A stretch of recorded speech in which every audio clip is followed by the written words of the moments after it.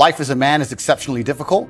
I say the most beautiful and the most terrifying thing about being a man is you're born without value. Society doesn't care about you. You're only going to be cared about based on how useful you are. You have the chance to build yourself up and become a superhero if you're prepared to do the hard work and be indefatigable enough to never quit. But if you're going to stand around and wait for a handout, nobody's going to ever respect you. And I think that a lot of people have forgotten about how difficult and how competitive it is as a man. We're always in constant competition with each other. And it's your duty as a man to stand up and say, I want to be as important and strong and good-hearted and God-fearing as possible, and I need to work hard to achieve those things. And the dangerous thing about overly emotional men is that they're dangerous. They're genuinely dangerous. This is what's crazy.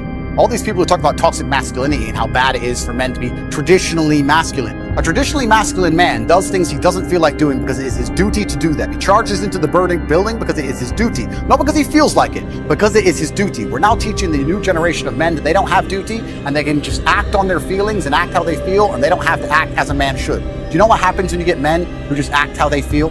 You get school shooters, you get violence. Men who do not control their emotions are dangerous. If you find a man who is stoic, he's not going to hurt people. He's going to sit and think about his actions very carefully, and he's going to be a good man who protects and provides for his family. You find a man who just acts out on impulse and does whatever he feels like, you're going to find a dangerous man. Sitting here telling men to cry more and act with their feelings and it's okay to feel this way, that way, etc., and have no self-control. That is why we have the problems we have in the world.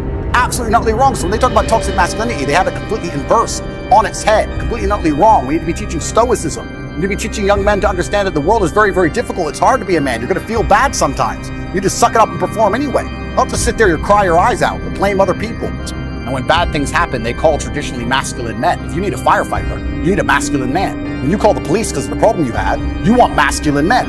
And as soon as a woman or a man is in trouble, when you look for backup, you look for masculine men. And masculine men have a duty to provide and protect those they care about. We have a duty to do things we don't feel like doing because we know we're supposed to do them. And that's why we stayed in the Titanic and died. The real problem with the world is that there's an epidemic of cowardice. And men are cowards. We have an epidemic of cowardice. Everybody is so afraid. It's on the other side of fear that you're going to garner the respect of other individuals. You have to do things that they're afraid to do, meaning most likely you are also afraid. I've done a bunch of shit. I was afraid 87 times before I got in the ring and cage. It's scary, right? I lived a scary life. But by going through all of that, I am now respected. You have to learn to face your fear. I'm not saying not be afraid, because that's not brave. If you do something and you're not afraid, you're not brave. You have to be afraid and do it anyway. That's what courage is. So I'm not saying you can be as scared as you want, but you still have to go. We're living inside of a video game. Because in a video game, you're going to go through trial and tribulation. You're going to struggle to upgrade your character. And the reason you upgrade your character is when you get more stats, you can complete more difficult levels within the game. Life is exactly the same. The levels never end, but as you become better, you stand a better chance of completing them. So as you upgrade your character, you get further and further in the game, but the game never ends. That's the beauty of being a man. All these men are out here complaining that things are difficult. The reason it has value is because it's difficult. If it was easy, everyone would have it and it wouldn't have any value. Complain that it's hard to get a Lambo. The reason having a Lambo is cool is because nobody has a Lambo. How are you going to complain that it's hard to be the man, but then also understand that being the man has value?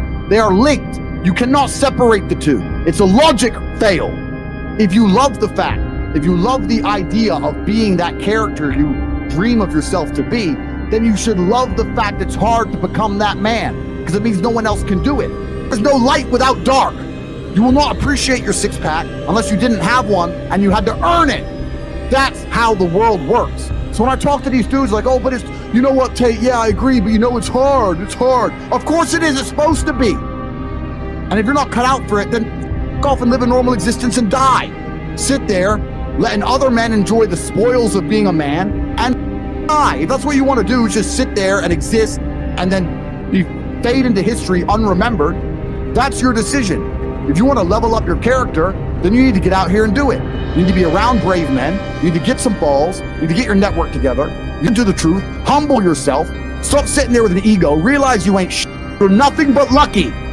Bacteria could have stole your eyesight at the age of 3, and it didn't.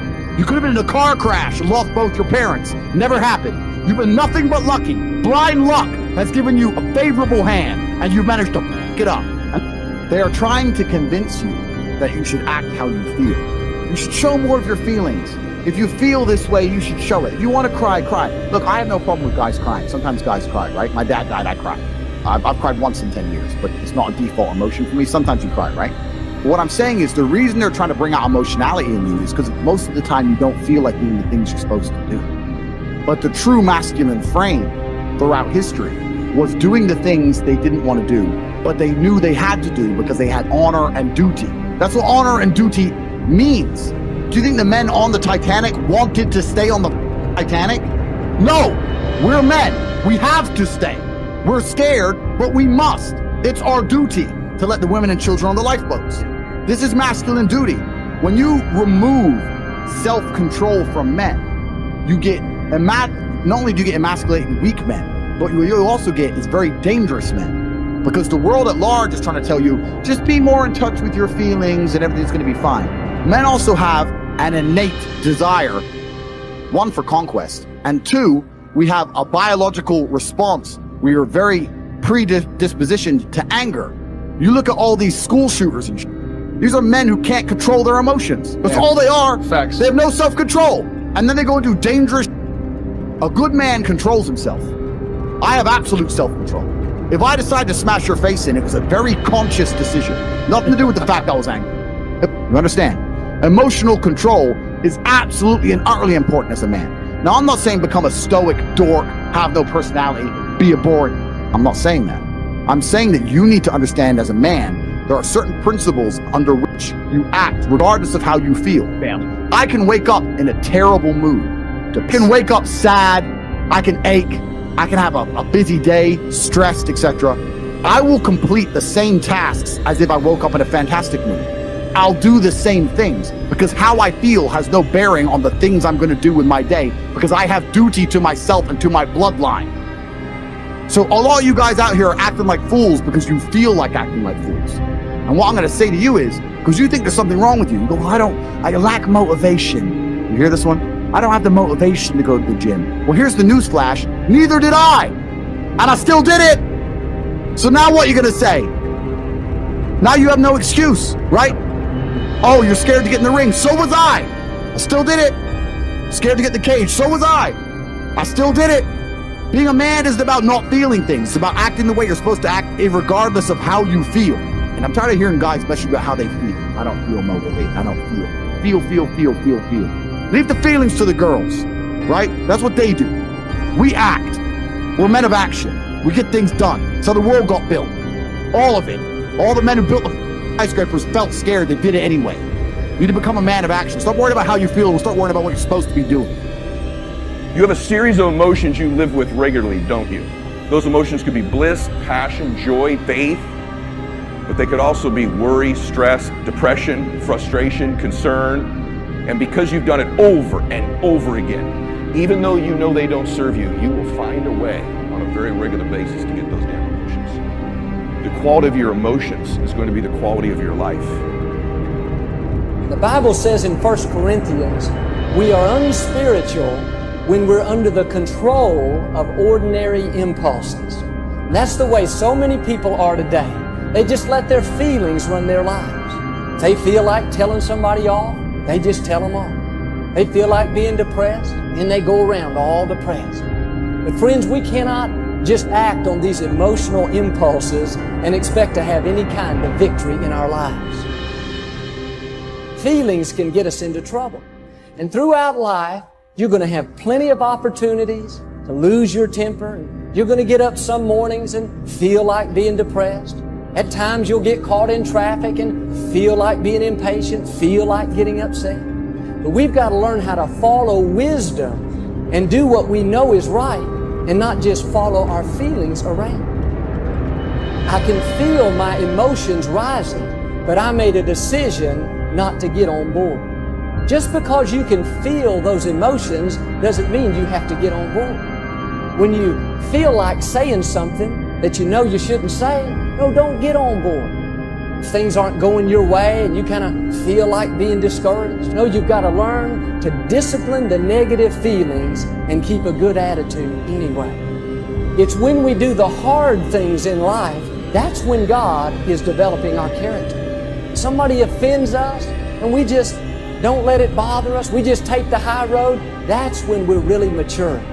But the problem today is too many people are not willing to pay the price to walk in victory. They don't want to be inconvenienced. They just want to take the easy way out. The easiest thing to do is to just let our flesh have its way. If you want to grow up and experience God's best, it's going to take some hard work. It's hard to keep a good attitude, be patient when nothing's going your way. Sometimes it's going to make us uncomfortable. But I read where there are two kinds of pain in life.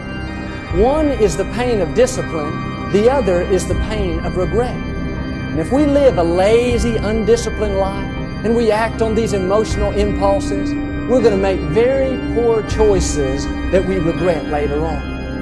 I mean, how many times have we acted on our emotions and said something that we know we shouldn't say, and later on, it ends up hurting us in that relationship? Friends, the pain of discipline is minuscule compared to the pain of regret. No discipline at the time is pleasant, but later on, it's going to bring you a harvest of great things. If you live on that shallow level, just always letting your flesh have its way, and I can tell you later on, you're going to have some major regrets. If you allow yourself to just go around being upset, impatient, and stressed out, later on it's going to catch up to you. Later on it's going to affect your health. If you just are loose in your morals and you just do whatever you feel like doing, well, it may give you some pleasure at the time, but later on it's going to cost you a very heavy price. See, God will only promote us as high as our character will take us.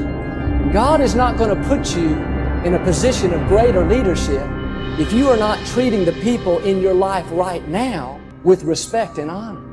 If you're being lazy and not being faithful to do what you know you should be doing, then that's going to keep you stagnant. That's going to keep you from growing. If you had a problem with your temper 10 years ago and you have that same exact problem today, I can tell you that's keeping you from God's best.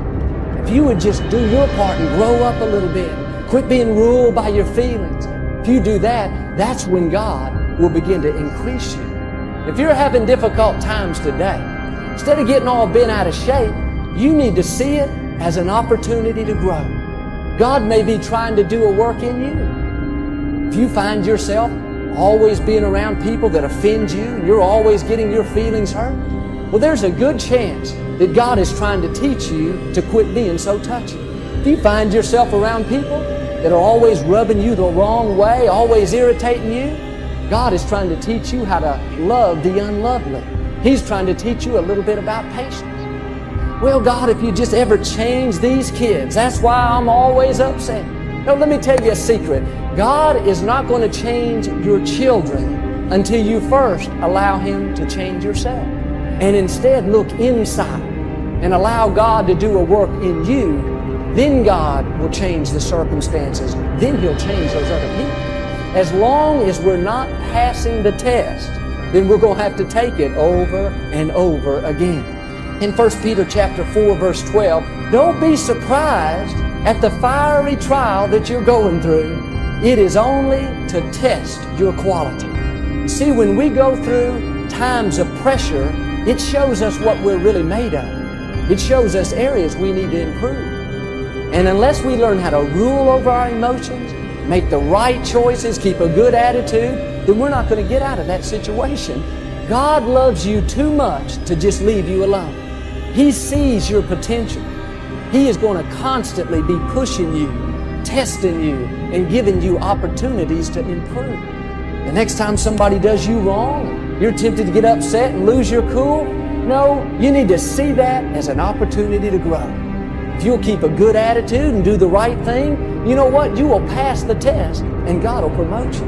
Don't get on board with your feelings. See, we cannot control every circumstance in life, but we can control how we respond to those circumstances.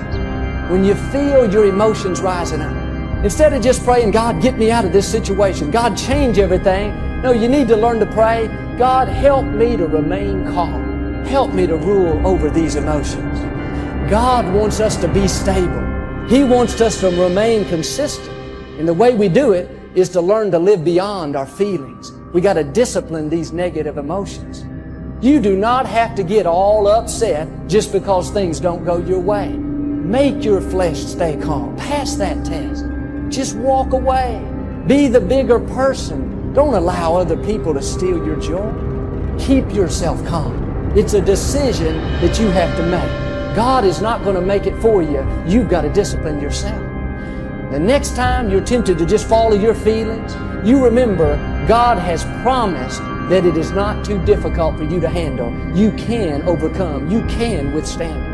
That's what I want you to see today. Just when you have the emotion, you do not have to get on board. When we act on these emotional impulses, it causes us to make poor choices that we're going to regret later on.